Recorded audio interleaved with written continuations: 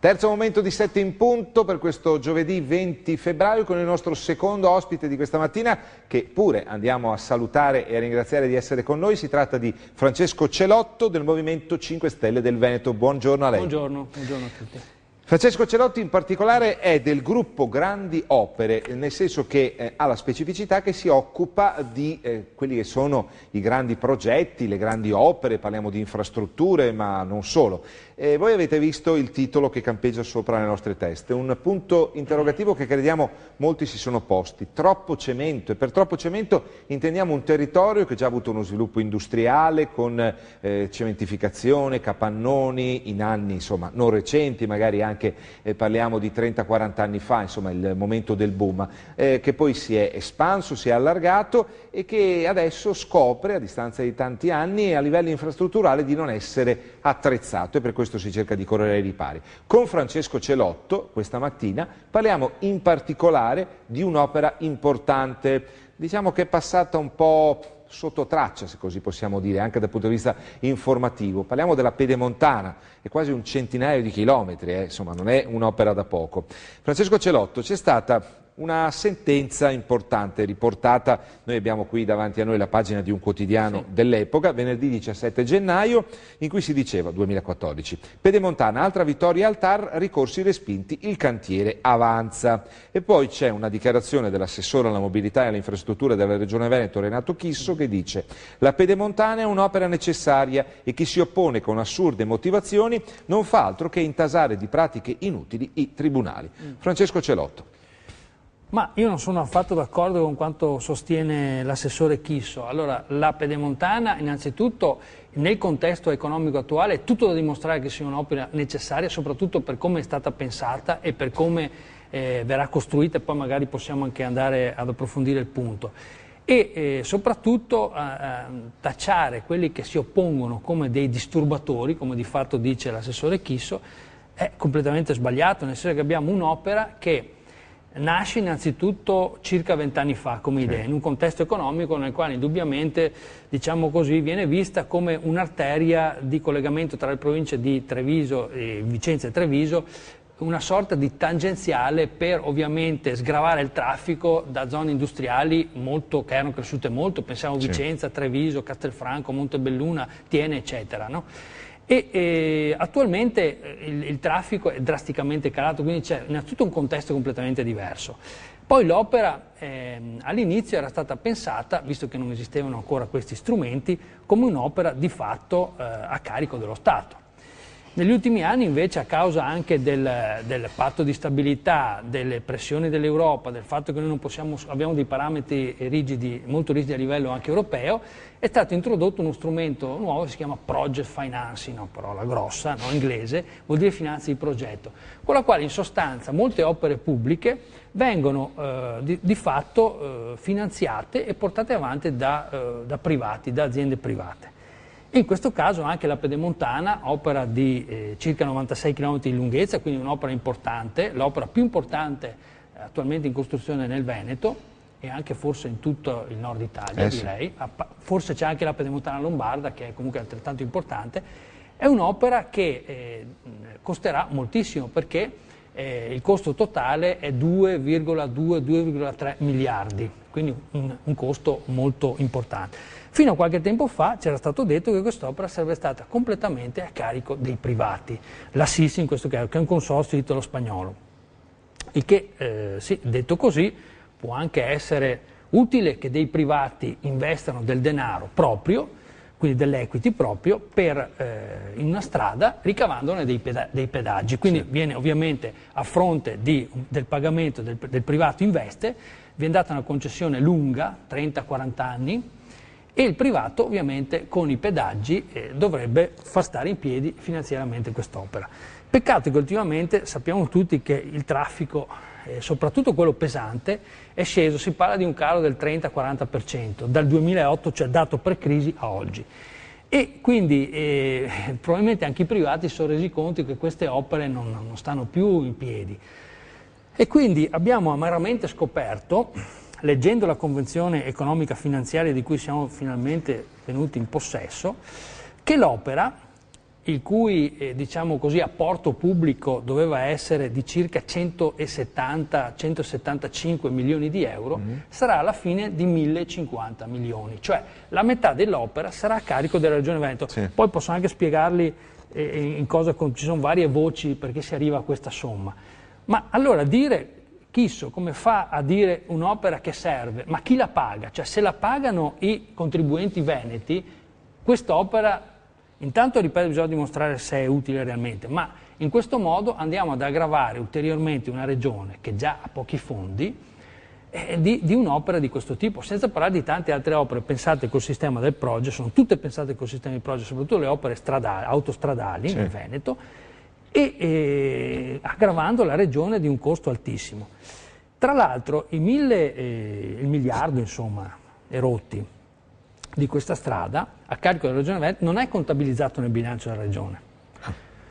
A parte alcune voci, sì, il canone per esempio non è contabilizzato, altre cose non lo sono. Quindi un domani la Regione dovrà, per far fronte a questo costo, inevitabilmente, visto che non c'è una voce prevista di spesa in bilancio, tagliare dalla sanità, dai servizi sociali. Quindi io in questo momento chiedo anche a Zaia, abbiamo già inviato oltre un anno fa una richiesta a Zaia, di rivedere i project, perché i project di questo tipo non fanno altro che impoverire la cittadinanza e togliere ulteriori risorse alle imprese, alle famiglie, e in un quadro che è già estremamente difficile. Sì, sì. Senza contare poi che c'è tutto il discorso sulle grandi opere in generale, di un territorio già devastato e che quindi in una situazione di cambio climatico come quella che viviamo, quindi piogge molto forti, andrà a creare altri danni a livello idrogeologico. Quindi abbiamo un problema, grandi opere sì, grandi opere no, primo punto. Costo finanziario, project financing sì o no, fatto così non serve, e poi impatto a livello idrogeologico. Finisco poi dicendo che il project autostradale in Europa di fatto non esiste, cioè non c'è nessun paese, eccetto la Francia in ambito ferroviario, che utilizzi questo strumento. Allora mi chiedo, se quelli più bravi di noi non lo utilizzano, cioè i paesi virtuosi, la Germania, la Francia, l'Inghilterra, ma perché dovremmo andarlo a usare noi? Cioè perché continuiamo a portare avanti uno strumento che non funziona e che si è dimostrato che non funziona? Con questi documenti che abbiamo rinvenuto e resi pubblici sappiamo che il project financing non sta in piedi. Senta, noi stiamo parlando di Pedemontana, ma che è passato un po' sotto traccia, come si diceva dal punto di vista dell'informazione, ma non dimentichiamo che ci sono anche sul tavolo della Regione progetti come Romea Commerciale, come la Mestre Orte, no, con il raccordo relativo alla E45. Insomma, noi siamo pienamente d'accordo con il fatto che sono cambiati i tempi, le esigenze anche commerciali di trasporto, però continuiamo sempre a tradurre tutto in termini di asfalto, quando insomma il trasporto ferroviario è un'ottima alternativa. Capiamo che le nostre aziende non sono ancora sintonizzate, no. È vero, perché manca una cultura di base da questo punto di vista, però è anche vero che le istituzioni non la favoriscono questa cultura di base. No, perché c'era un progetto molto interessante, la metropolitana leggera di superficie, sì, che nel Veneto è stata più volte lanciata, se ne è parlato tantissimo. Purtroppo questo progetto col tempo è finito nel cassetto, cioè sì, oggi anche con le ultime diciamo così, le ultime finanziarie della Regione Veneto, in realtà si è tagliato ulteriormente e quindi purtroppo a livello di metropolitana leggera di superficie nei prossimi anni non si farà nulla. E anche a livello generale di trasporto treni, a livello merci parliamo di un calo del 50%. Tra l'altro anche gli interporti non si è investito, quindi non si è fatto nulla per incentivare questo tipo di strumento. E poi non parliamo del traffico pendolari perché, come lei sa, è stato cambiato, no, a dicembre ed ha provocato, per quello che ho letto, io non uso il treno normalmente, ma ha provocato dei disagi enormi. In questo modo io ho l'impressione che si voglia distruggere la rete ferroviaria per indurre le persone sempre più a usare l'automobile. Però questo non favorirà assolutamente, cioè a questo punto non è che la Pedemontana o altre arterie che verranno costruite riusciranno a risolvere i problemi, cioè noi dovremmo invece lavorare proprio sulla cultura del trasporto fatto in maniera diversa. Certamente dobbiamo intervenire anche in qualche pezzo del nostro territorio per sistemare la viabilità che oggettivamente è congestionata, ci sono delle città che hanno bisogno di uno sfogo da questo punto di vista, però sicuramente non possiamo pensare di costruire 200.000 autostrade perché ci sono sempre più macchine, in questo modo ci saranno sempre più macchine, quindi la richiesta di sempre più strade, creando tutti i problemi che ho detto prima. Cioè diciamo che deve essere fatta un grande passo in avanti a livello culturale. Vorrebbe anche maggiore strategia, insomma, anche da un punto di vista della pianificazione di queste opere. Noi ci fermiamo qualche istante per l'ultimo momento importante di 7 in punto con Francesco Celotto del Movimento 5 Stelle e approfondiremo dei temi importanti legati alla Pedemontana ma in generale alle infrastrutture della Regione. A tra poco.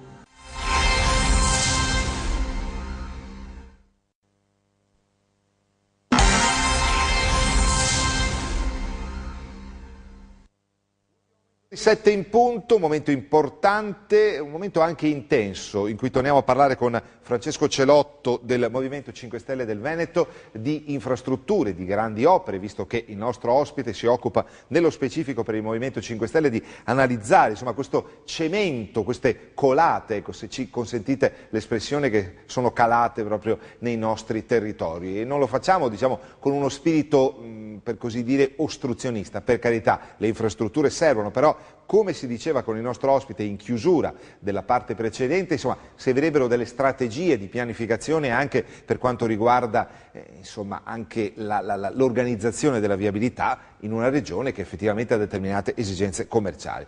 Solo che adesso qui, Francesco Celotto, entriamo in un aspetto abbastanza delicato, insomma, ci sono state anche delle inchieste giudiziarie che hanno riguardato gli appalti pubblici e le grandi opere. Ci riferiamo in particolare a quella che ha visto al centro dell'attenzione degli inquirenti, in particolare della Guardia di Finanza, la Mantovani SPA, che è un autentico colosso, crediamo non solo del nord-est, ma in Italia è uno dei nomi più importanti.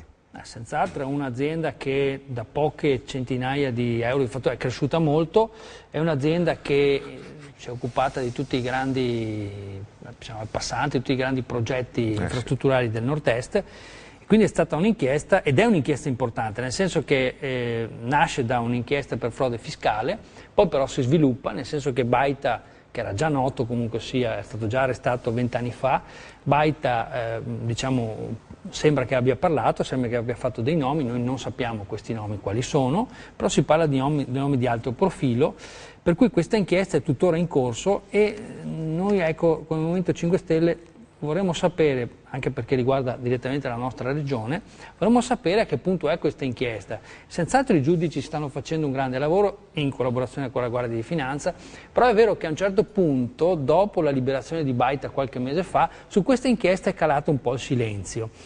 Ecco, ci sono stati anche dei parlamentari del Movimento che hanno fatto delle interrogazioni al Ministero, al Ministro dell'Interno e al Ministro delle Infrastrutture per chiedere dei chiarimenti, in particolare nel dicembre dello scorso anno, il 19 dicembre, è stata presentata un'interrogazione da parte della deputata padovana Silvia Benedetti del Movimento 5 Stelle, in collaborazione con altri deputati, tra l'altro anche Emanuele Cozzolino di Mira Milano, da Villa Marco di Venezia, ecco, proprio per avere dei chiarimenti e per chiedere al Ministro se era a conoscenza di questa inchiesta, perché questa inchiesta è un'inchiesta molto importante e dalla quale emerge, da quel poco che sappiamo, il coinvolgimento veramente di alti livelli politici, ma anche di alti livelli, pare che ci fosse un gruppo di persone che fosse protetto anche dalla Guardia di Finanza, pare ci siano anche dei generali coinvolti. Quindi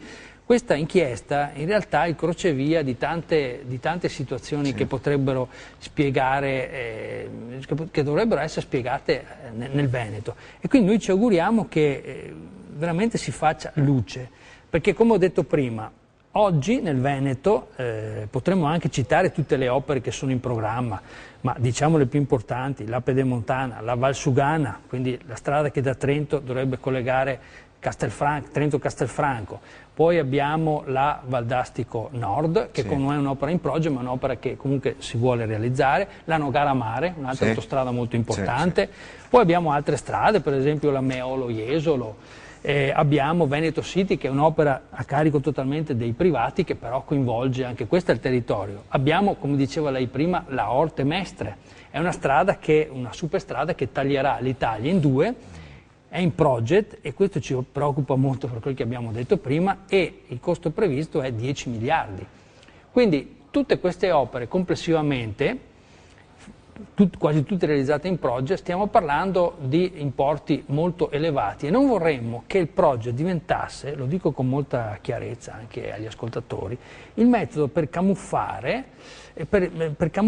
del debito pubblico, cioè per trasferire del denaro dalle casse pubbliche alle tasche dei privati, come abbiamo dimostrato nel caso della Pedemontana. Purtroppo questo è vero, perché la Convenzione ce lo dice, anche se per molto tempo i vari politici, Zaia, Chisso e anche l'ingegner Vernizzi, commissario, hanno detto di no. Questa è la verità.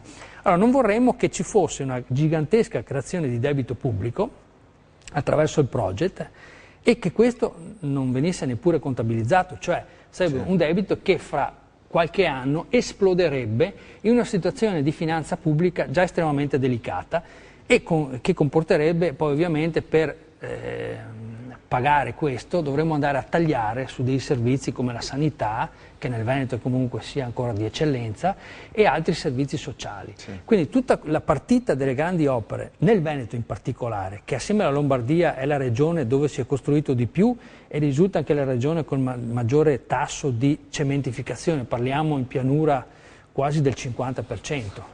E in generale parliamo di almeno il 20%, perché ovviamente la zona di Belluno, la zona del Nord non si può contare, no? Però in pianura parliamo ormai di livelli insostenibili, cioè non potremo più a oggi costruire ulteriormente. La realtà è questa. E anche perché, aggiungo, una strada non è mai un qualcosa che rimane isolato. Attorno ai caselli, la Pedemontana prevede qualcosa come 16 caselli, vengono in genere costruiti dei centri commerciali, degli uffici, vengono realizzate cioè delle opere che comportano un'ulteriore cementificazione. Se poi noi pensiamo che nel caso della Pedemontana, ma questo vale per tutte le opere in genere, e il piano diciamo, territoriale regionale di coordinamento prevede che attorno ad ogni casello, per 2 chilometri, la regione abbia la potestà di decidere cosa costruire in deroga a qualsiasi strumento urbanistico comunale o provinciale, per quanto la provincia ormai sia.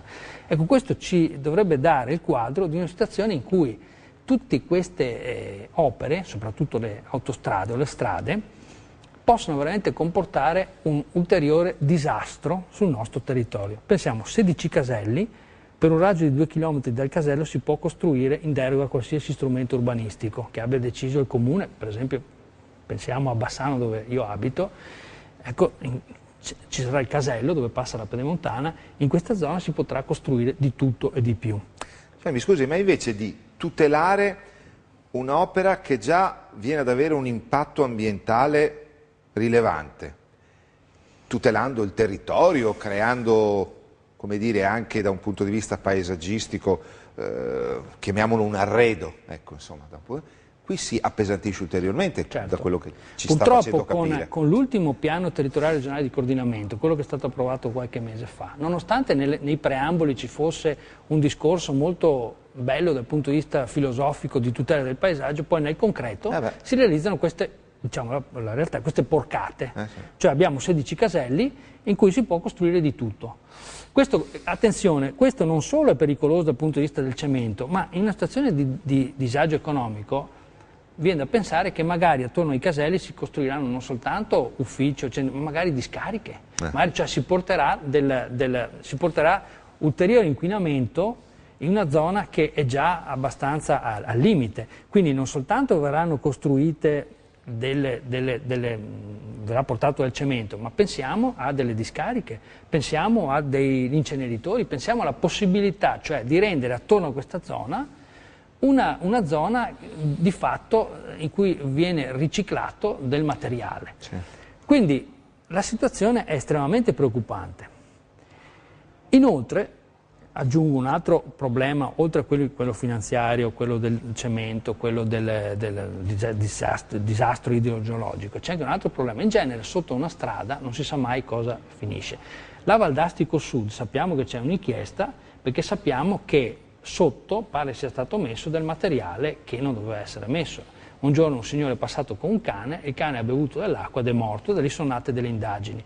Quindi la nostra preoccupazione è estremamente fondata perché nel corso della trasmissione ho spiegato che non è solo un problema puramente economico, nascente dal Proge, ma è tutta una cascata di problemi che vengono a crearsi sul nostro territorio. Sì, allora, la domanda che si fa al Movimento 5 Stelle è questa e che ha fatto anche a Zaia e ai politici della regione.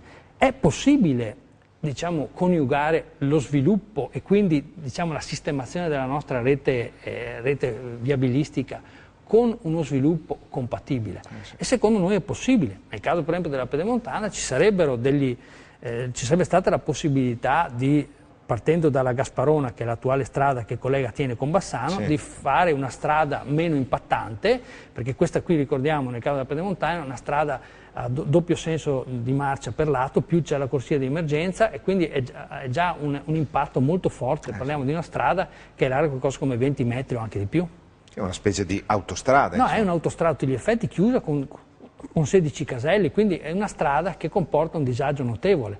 Ecco, la mia impressione è questa, che il Veneto attualmente sia ostaggio culturalmente di questa idea che le strade portano uno sviluppo, cosa che non è vera, e che sia anche ostaggio di un progetto che era stato, diciamo così, percepito e in parte realizzato da giunte precedenti, pensiamo alla giunta Galan, che pensava che da Milano a Venezia fosse necessario costruire una grande città sviluppata, cioè bisognava fare una grande città che portasse un immenso sviluppo al nostro territorio. Cioè questa idea è completamente distorta, perché creare una immensa città da Milano a Venezia è un'idea folle e quindi un'idea assolutamente non praticabile. Noi dobbiamo tornare indietro, anche perché, aggiungo, i fatti di questi ultimi mesi con le esondazioni, i problemi idrogeologici, ci portano a pensare che è necessario ripartire dalla risistemazione del nostro territorio. Sì.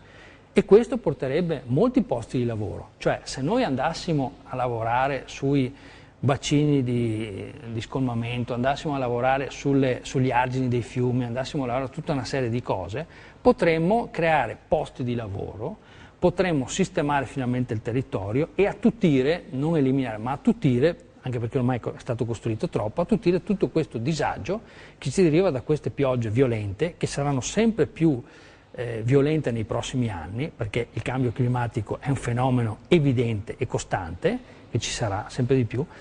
Ecco, quindi bisognerebbe proprio, il paradigma dovrebbe essere rovesciato. Invece noi ci troviamo ancora con una giunta Zaia che dice una cosa e poi fa esattamente il contrario. Cioè continua a portare avanti progetti che sono completamente senza senso e sono completamente fuori da ogni logica. Sì, sa, è un po' spostare l'attenzione anche in questo caso da parte delle istituzioni, cioè continuiamo a parlare di questi benedetti bacini di laminazione che non sono altro che invasi, quando non si tiene conto che il resto del territorio, per il fatto che non è stato tutelato, cioè è incapace, insomma, per citare un esempio estremamente elementare, continuare a disboscare. Cioè, lo sapevano i nostri trisnonni, ma lo sappiamo anche noi, che le radici degli alberi sono quelle che filtrano l'acqua. Se noi continuiamo a togliere gli alberi, è logico, lasciamo terreni privi di vegetazione, non ci sarà nessuna più capacità di filtraggio, insomma, sono elementi abbastanza elementari. Però purtroppo, fino a quando, ecco, la cultura è quella del cemento, cioè che il cemento, io ho sentito dire, cemento uguale sviluppo, ho sentito veramente, anche in incontri pubblici che ho fatto, ho sentito dire spessissimo che addirittura un ex amministratore mi ha detto una volta che una strada non porta mai carestia. Beh, questo forse era vero 50 anni fa, quando il Veneto era povero e aveva bisogno di strade, ma oggi oggettivamente con il nostro sistema di viabilità che va sistemato, va ripreso in mano, non abbiamo la necessità di di distruggere ulteriormente un territorio con strade, no? Tra l'altro chiuse, nel senso che poi c'è un altro, in tutto questo discorso non ho ancora accennato a un fatto. Noi nel caso della Pedemontana, ma nel caso della Nogaramari, tutte le strade che vogliamo costruire, autostrade, inseriamo sempre i caselli, quando c'è una normativa europea che mette fuori legge i caselli e che quindi prevede il sistema del bollino. Per esempio in Austria, in Germania, paesi più avanzati, c'è il bollino, quindi anche questo, una volta, esattamente, cioè noi dovremmo pensare forse a creare un sistema di strade veloci a bollino e a unico senso di marcia. Quindi strade parallele alla nostra attuale viabilità, che è congestionata, no? Bretelle se vuole, cioè, per esempio a Cittadella, a Rosà, a Bassano indubbiamente è una zona che ha bisogno di una bretella, c'è bisogno di una bretella, siamo sinceri, se ne parla da 40 anni, solo che bisogna abbattere un po' di case, non si sa a destra, a sinistra, ma bisogna farlo, no? Per esempio in altre zone, attorno a Castelfranco c'è bisogno di una bretella, attorno a Cittadella anche a Bassano, da Bassano a Treviso è caotico, c'è bisogno di alcune bretelle, ma potremmo usare benissimo un sistema appunto a bollino di strade, anche in parte col project financing, cioè io non sto demolendo completamente il sistema del project, ma sto demolendo il sistema del project che sta venendo fuori dalla Pedemontana, che è a carico del privato, del pubblico in maniera troppo, cioè il 50% quasi è troppo. Quindi dovremmo riconsiderare tutto questo anche alla luce di una situazione di finanza pubblica che sta cambiando e si sta deteriorando molto rapidamente. Io credo che tutti i progetti che oggi, ripeto, di cui oggi stiamo parlando e che le ho rapidamente elencato, fra 5 anni ne sarà rimasto forse 1 o 2 in piedi.